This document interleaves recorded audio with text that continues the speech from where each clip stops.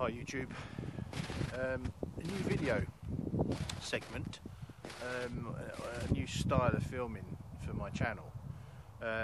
Now you can probably tell there's a bit of a, depending on what you're watching this on, but you'll probably find there's a bit of a curve to the screen. The reason for that is I'm now filming with my new 360 camera.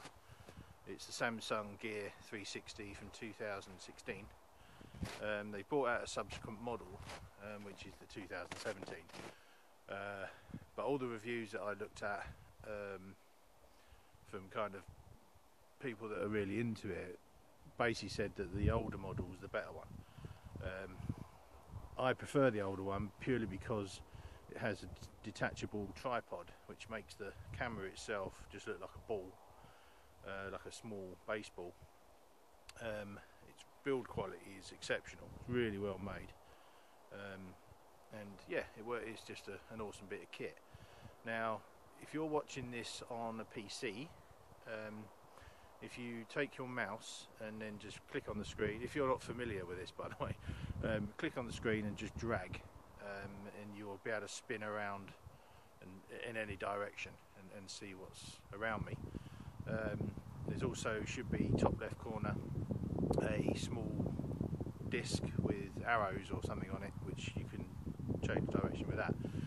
If you're on a tablet or a phone, you can use your finger and just swipe any direction and pinch to zoom in and zoom out, and also just turn your camera, your phone and your tablet in all different directions, and you'll be able to look in a virtual world. This will be on YouTube. Now, I haven't uploaded it yet, so I'm not sure, but I'm pretty sure once it's on there as a 360 video, down here in the bottom right hand corner, you'll see your cardboard goggles, virtual goggles symbol. So if you have that, put your phone in them, hit that button, and then you'll be able to look at me in a virtual world with your goggles on. That's the theory. Now, I bought this camera really, sorry about the sun, it's very bright today, hence the sunglasses. So as I'm chatting, you can just freely look around. You can look at the state of my barn and the icicles that are hanging off of it. Yeah, but I bought this camera primarily for the canoe trips that I do, and if I'm out in the forest. Now, I haven't done that for a long time. I haven't been out in the forest for too long. I've just been busy and lacked inspiration, to put it mildly. I just kind of, yeah, I don't know. I think it's the whole, like anywhere, you know, if you live somewhere beautiful, you tend to start not appreciating it in a way. So I'm kicking myself in the backside as of now, and I will be getting back out and about. We've also had a lot of snow this year. I mean, where I'm standing, if I just take you over, and it's gone crusty now. But if you're looking at me, if you just spin me round and look the other way, look down a little bit, you'll see my oil drum burning barrel. So you can see kind of how much snow we've had just behind the barn here. It's quite odd feeling because I'm standing on a crusty snow layer, which is pretty cool. A couple of feet up in the air. I can actually see on the roof of one of my barns here.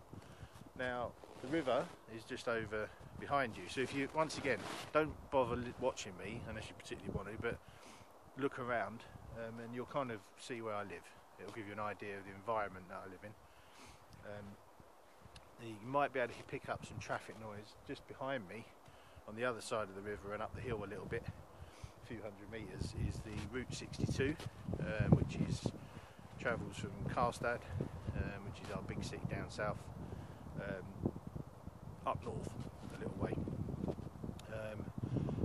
Directly in front of me, so if you span yourself around again, you'll just probably make out the river, which is not far, maybe 50 metres from where I'm standing is the Klarälven, which is Sweden's longest river, and it travels behind my house. And yeah, so there you go, this is where I live. Also, if I take you this way a little way, you can definitely make this out, but if you stop looking at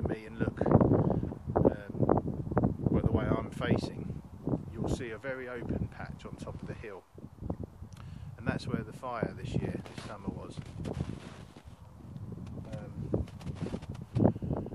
And all that, they've cut down a lot of trees because they were dangerous, because they fall over once the roots have been burnt to a crisp. But all that open area was where the fire was, most of it. And, so you can kind of see how close it was. A bit too close for comfort, to be honest. So there you go. I just thought I'd do a test of this camera. Rob, my mate down south, Rob's Bushcraft, was talking about trying to get up for a small visit. I don't think we'll be doing anything overly dynamic because it's a long way for him to come. I think it's like 9 hours or something, 8 hours drive, and then obviously he'll be tired when he gets here, and then it's a long weekend, so he'll have to go back to work anyway. So maybe we'll head up into the forest to have a look at the burn area maybe, or something, get out and about, make some coffee or whatever. But he's definitely said his plan is to come up in September, the first week of September I hope, for a canoe trip, and I'm in the process of planning that now. It should be pretty good, and this camera will be coming along mounted on the canoe, so you can get a 360 virtual tour of our trip. I'm going to order some new batteries for it so I don't have to try and charge them if the weather's not so good. Yeah, so there you go. Should have lots of VR film, lots of standard film as well. And yeah, I haven't seen Rob for a little while, so we'll have lots to chat about. And yeah, there you go, guys. So feel free to have a little look around. I'll put you up in the air a little bit, and you can get a VR view of my little domain. And I'll see you in the next video. Take care.